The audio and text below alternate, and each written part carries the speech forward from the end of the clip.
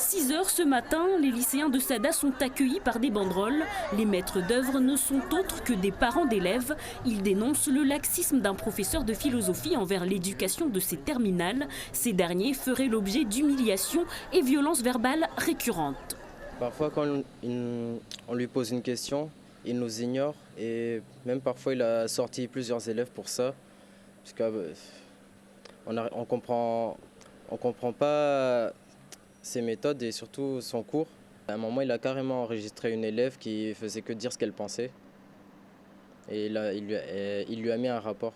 Je me sens plutôt victime parce que nous avons le bac à préparer et en plus la philo, ça a plutôt un fort coefficient. On n'arrive pas vraiment à travailler dans de bonnes conditions et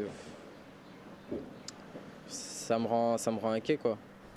Ils n'étaient pas nombreux ce lundi, mais peu importe, parce que leurs plaintes sont restées lettres mortes. Le collectif des parents d'élèves a tenu à montrer qu'il n'en démord pas face à un enseignement qu'ils jugent approximatif.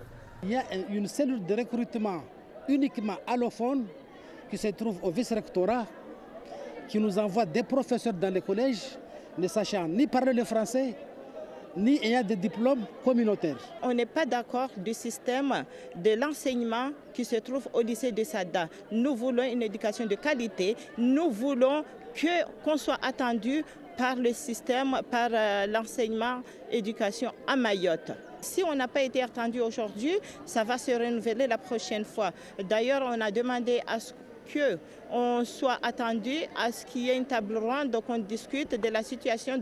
Déjà, on a un sureffectif dans le lycée de Sada que même les professeurs ne savent pas comment enseigner ces enfants-là. Sollicité, la direction de l'établissement n'a pas souhaité s'exprimer, mais selon nos informations, le professeur visé a déjà été convoqué par le lycée suite aux nombreuses dénonciations. Reste à savoir quelles mesures compte prendre le vice-rectorat face à cette colère de plus en plus criante.